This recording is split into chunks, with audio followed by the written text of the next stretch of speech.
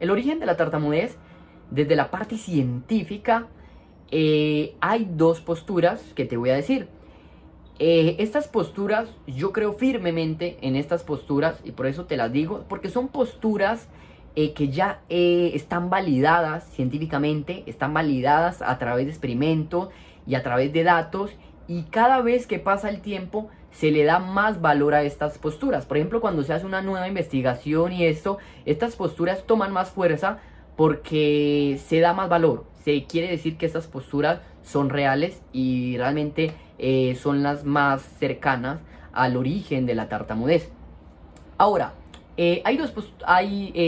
yo quisiera empezar a hablar de una postura que hay, y es que la tartamudez tiene que ver con una parte neurológica. Claro, alguno podría decir, ay, pues se obvio, pues el cerebro. Y sí, claro, pues el cerebro controla todo, el cerebro es el encargado de nuestros músculos. Cuando nosotros hablamos, el cerebro es el que genera esas conexiones para que nosotros hagamos las cosas. Y a través de un estudio que se hizo de las personas que tenían tartamudez y de las personas que no tenían tartamudez, se llegó a comprobar que las personas que tienen tartamudez, hay unas zonas del cerebro que son más débiles y hay otras zonas del cerebro que se activan, a diferencia de las personas que no tienen tartamudez. Vamos a explicarlo a través de este gráfico. Este gráfico es el cerebro. Esta zona del cerebro es cuando yo veo el cerebro desde esta parte, desde una vista lateral, ¿no? Aquí estoy viendo el cerebro lateralmente y esta vista es el cerebro viendo de la parte superior, ¿no? Como si alguien se ubicara desde la parte de arriba y mirara mi cerebro. Vamos a mirar estas dos zonas que están aquí coloreadas, y esta zona que vemos aquí en rojo se le llama el área de Broca, ¿cierto? El área de Broca fue descubierto por un científico que se llamaba Broca, y que él, tratando a pacientes, encontró que los pacientes que tenían una lesión en esta zona eran pacientes que, si bien comprendían lo que se les decía, les dificultaba estructurar y armar las palabras, ¿sí? Un ejemplo podría ser como si tú le dices a la persona, bueno, vamos a la playa, y esta persona te va a decir, bueno, ¿a qué horas vamos? Pero ese ¿a qué horas vamos? Te lo va a decir, ¿qué horas vamos? ¿Qué horas? Y tú quedas como, ¿qué?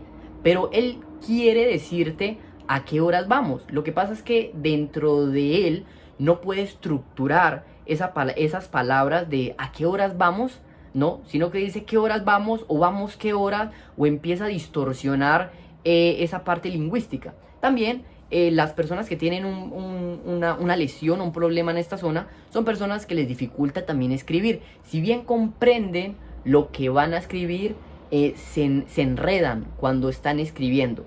Por ejemplo, también estas personas, si te van a decir algo, yo tengo mucho trabajo para mañana, pero te lo dicen, tengo trabajo mañana, o mañana trabajo tengo. Una cosa rara, no utilizan conectores, no saben darle como esa estructura, de las entonaciones les cuesta, toda la parte de la estructura fonética les cuesta mucho, pero sí entienden y comprenden tanto lo que les dicen como lo que van a decir. Ahora, esta zona verde que vemos acá se le llama la zona, el área de Wernicke, que también fue descubierto por un científico llamado Wernicke, que trataba pacientes y encontró que los pacientes tenían una lesión en esta zona, y entonces se dio cuenta que los pacientes que tenían una lesión en esta zona eran pacientes que, si bien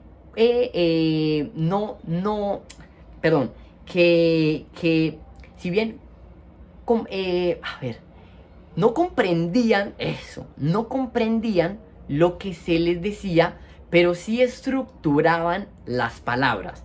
O sea, tú les podrías decir, por ejemplo, pásame esas gafas, y él no comprende lo que tú les dices, y entonces te pasan un lápiz o no te pasan nada.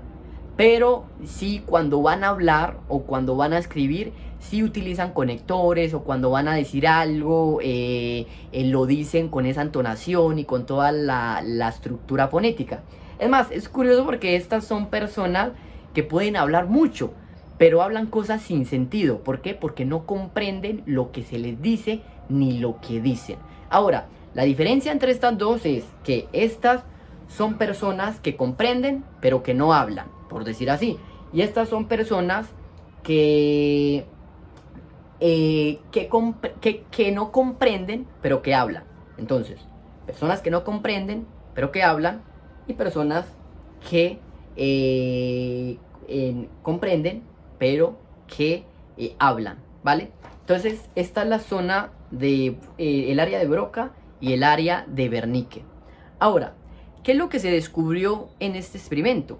En estas validaciones, en estos estudios, en estas investigaciones, es que las personas que tienen tartamudez, la conexión entre estas dos, porque estas dos áreas se conectan a través de unos cables, por decirlo así, estas zonas en las personas que tienen tartamudez son más débiles a diferencia de una persona normal. Y además se comprobó también, aquí mirando esta parte del cerebro desde una vista superior, que las personas que tienen tartamudez, el otro lado, o también hay otras zonas del cerebro que se activan, que interfieren en esa comunicación que hay entre el área de Broca y el área de Wernicke. Por ejemplo, cuando estás conversando y se entromete alguien y tú dices como que, uy, se metió alguien. Es lo mismo que pasa con la tartamudez. Hay ciertas zonas que utilizamos para hablar, que son esta, y hay zonas que se activan como si fueran agentes externos. Es muy curioso porque cuando yo hablaba con las personas y yo tenía tartamudez y tenía mucha, yo siempre pensaba siempre pensaba en cosas. Entonces cuando iba a decir algo, como que yo pensaba, uy, ¿qué voy a decir? ¿Cómo lo voy a decir? Es que ahorita tartamudeé, uy, ya ahorita, ay, a ver si tartamudeé otra vez, ay, es que esto, uy, no sé, esta persona, ay, verdad que esté cercano a mí. Y entonces tú empiezas como a activar esas otras zonas del cerebro que alguien normal no activa, porque alguien normal simplemente habla y ya está. Obviamente piensa cosas de lo que va a decir, o bueno, lo que estructurar palabras y cosas así, pero no se activan tantas cosas emocionales como sí se activa en cuanto a la tartamudez. Y eso te iba a decir, que las personas que tienen tartamudez, las zonas que se le activan, esos agentes externos, son zonas que tienen que ver con la emoción. O sea, esos agentes externos inyectan cosas emocionales y es por eso que las personas terminan tartamudeando o terminan de pronto creando esa complejidad al hablar, esas interferencias, ya sean pausas o repeticiones. Esa es una de las posturas científicas acerca del origen de la tartamudez. Entonces, para concluir esta clase, es que las personas que tienen tartamudez es porque tienen estas zonas más débiles a diferencia de las personas que no tartamudean, y que también hay otros agentes externos como zonas que se activan en otro lado del cerebro influyendo en esta comunicación, porque estas zonas son las que nos permite comunicarnos, hablar. Y bueno, chicos, eso es todo en esta clase y los invito a la próxima clase también acerca del origen de la tartamudez desde la otra postura.